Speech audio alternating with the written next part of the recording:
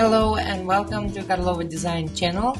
Today we are going to make a small zippered case which can be used for whatever you want to use it. It's a good fit to carry your charging cables or jewelry or even a smoking pipe.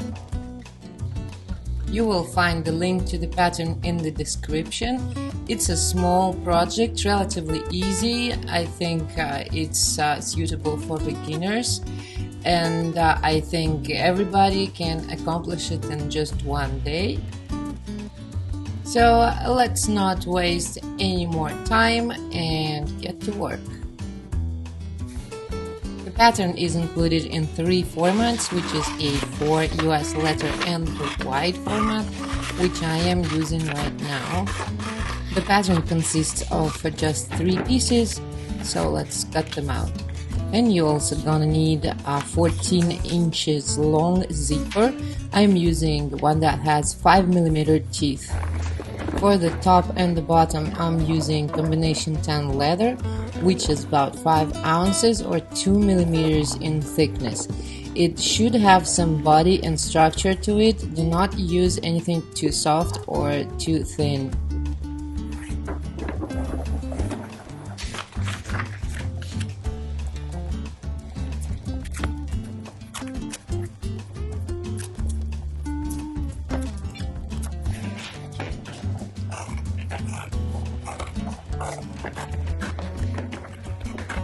And for the zipper frame, this is about 4.5 to 5 ounce leather.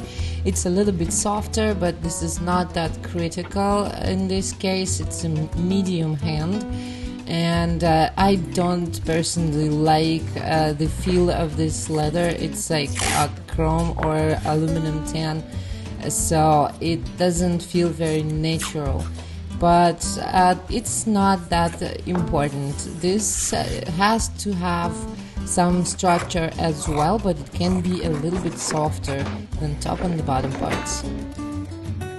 This pattern is designed for 4mm stitching irons, and let's punch the holes.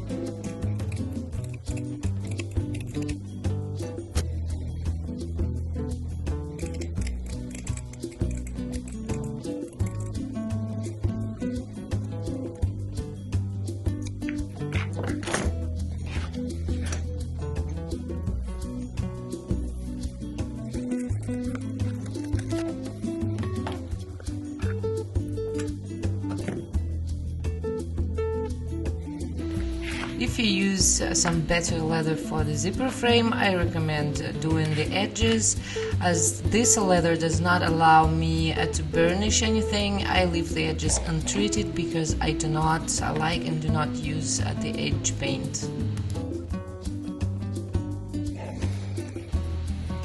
Here I'm gonna use my method of stitching zippers with a paper backing. But for this project it is absolutely not necessary, because the waving will not be visible in this shape, so I could have skipped this altogether. Also, this video can be a good example on how not to do this method, because my pieces of paper turned out a little too narrow, and because of this I got the two-sided tape into the seams and I had a very hard time removing them afterwards. So you don't do what I do what I say. Make the paper strips a little bit wider than the zipper and make sure the two-sided tape does not get into the seams.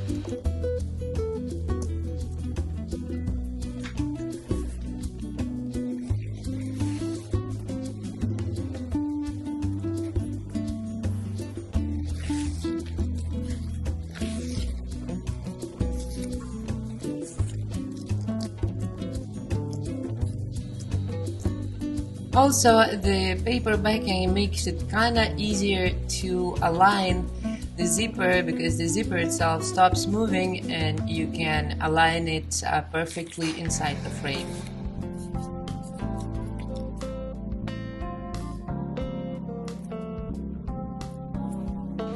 And this is the thread I'm going to be using for this project. Is 0.8 millimeter round waxed thread of the brand Triple H or something.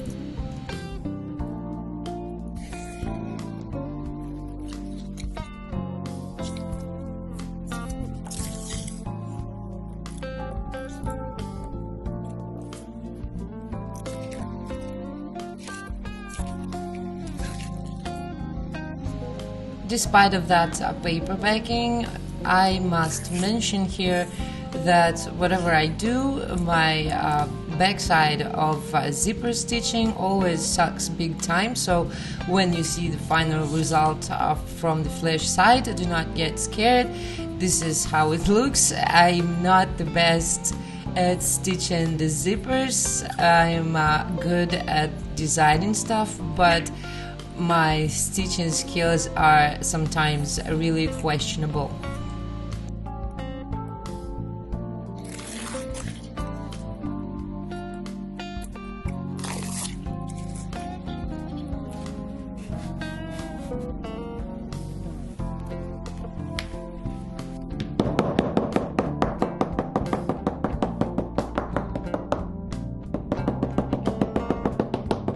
Let's start stitching the zipper frame to the top.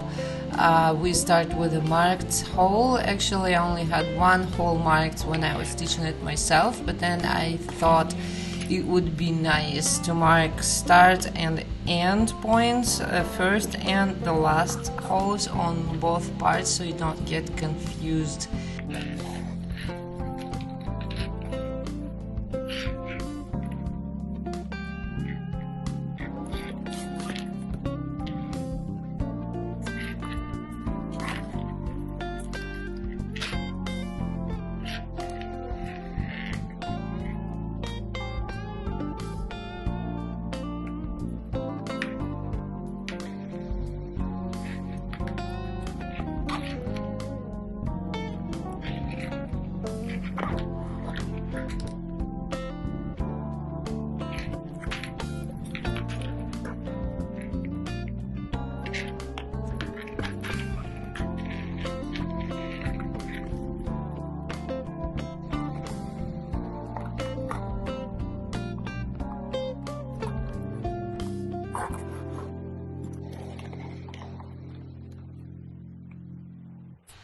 And now let's join the ends of the zipper frame with the parallel stitching. You can use any type, you can use cross stitch. Actually, those two holes that are marked on the top and at the bottom correspond to these stitching lines.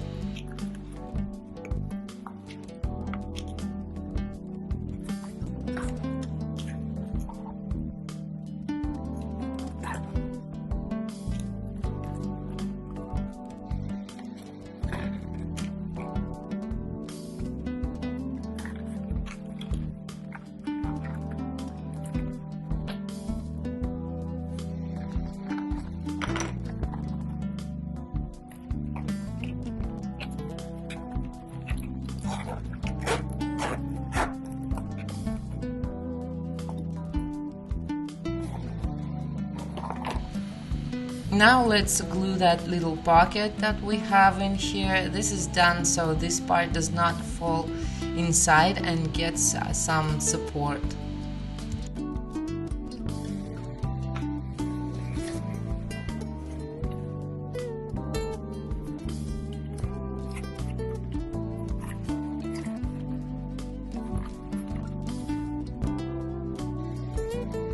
And now the final stage is we need to stitch the bottom to this whole thing, and do it absolutely the same way as you stitched the top.